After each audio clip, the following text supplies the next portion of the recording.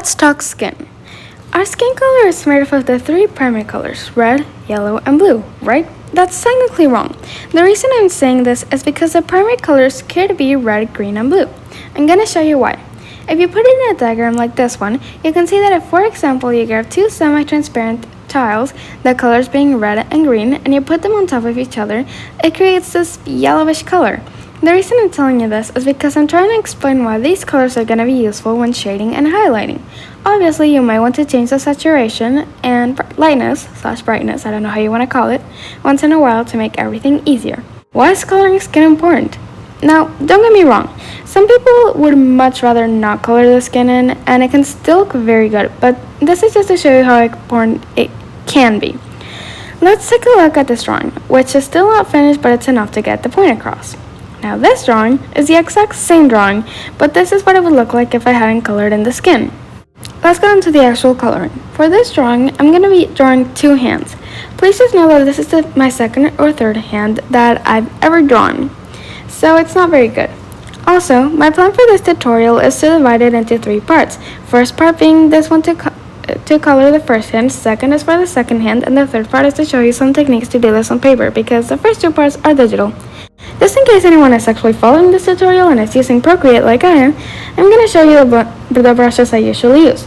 First is Spectra, which I usually use for blending skin, and if I'm too lazy to change the brush, which I usually am, I can use it for about anything. Next is the round brush and Blackburn. I usually use these two for coloring in big spaces. Which brush I use totally depends on my mood at the time. Last but not least is the Technical pen. This brush is great for outlining. Let's get started with the actual coloring of her hand. The colors I'm planning on coloring the hands would be the top one black and the bottom one white. Start off, I'm going to begin to color the bottom one this whitish color using the Blackburn brush. The reason why I'm not coloring inside the lines is because I noticed that in Procreate when you're blending, sometimes it grabs the white from the background and it's really annoying, so that's why I'm coloring it a bit outside the lines. So for this drawing, I'm going to be using my hand as a reference picture because I cannot find a good reference picture online. I got my reference picture and I'm just going to use my eyedropper tool to start with some basic detail.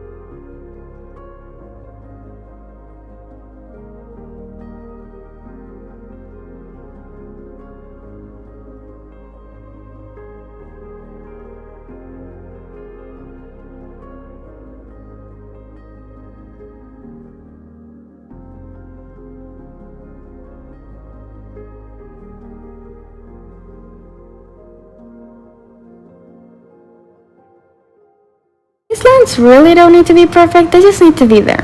Now, the blending tool is your best friend. It can make some lines not feel as harsh, and it obviously blends things.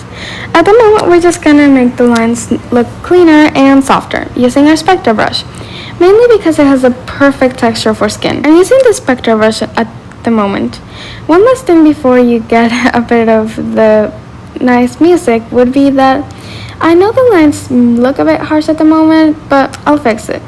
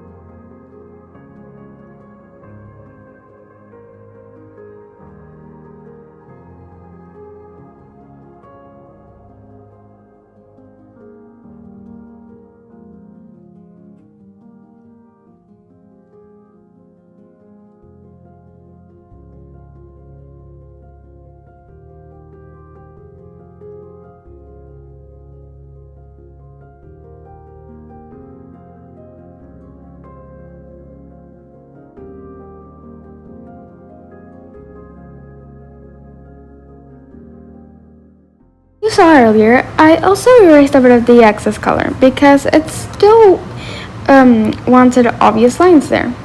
Before we continue, I just want to not to make this perfect. I'm pretty sure no one has perfect skin, so it wouldn't even be realistic. Let's move on to the next step. The details we already drew are usually more warm-toned or cool-toned. I feel like with those areas it never really looks flat. I couldn't decide if I wanted it to be more warm-toned or cool-toned, so I did a bit of both, using a turquoise, magenta, and red, changing the saturation and brightness once in a while. And as always, blend with a spectra brush.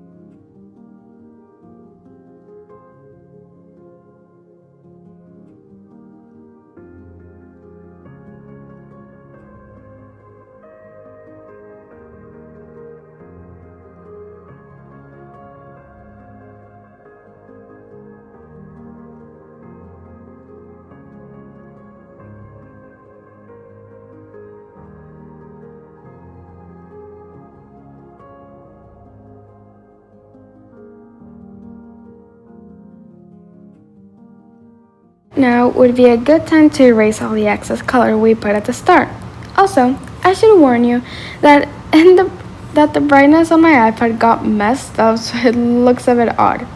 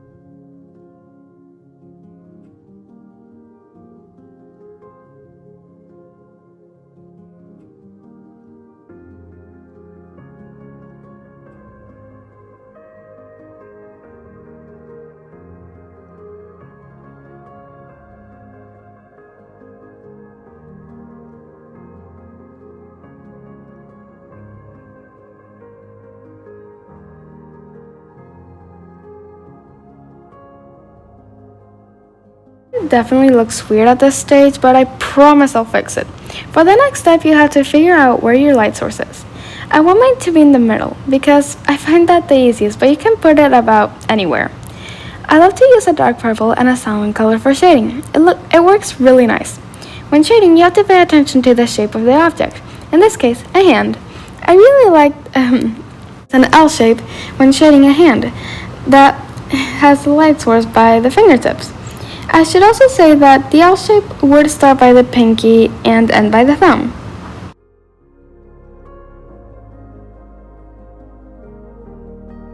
If you'd like me to make a video on just shading techniques, please tell me.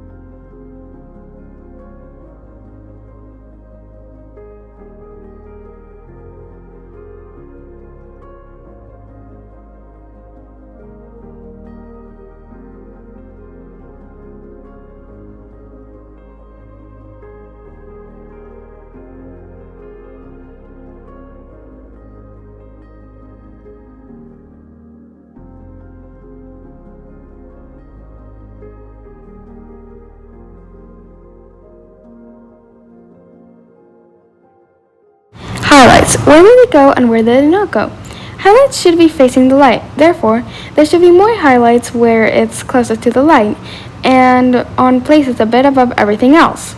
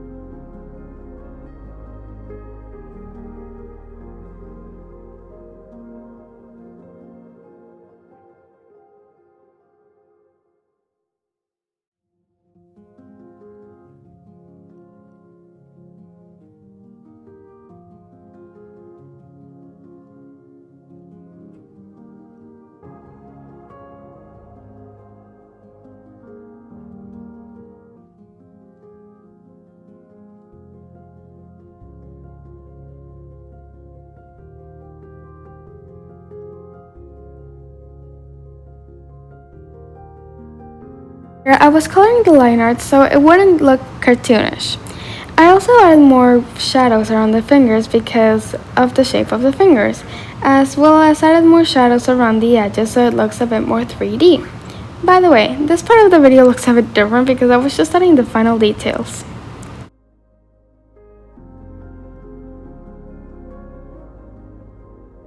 Enjoy this video, and I hope it was at least a little helpful to you. Have a wonderful day.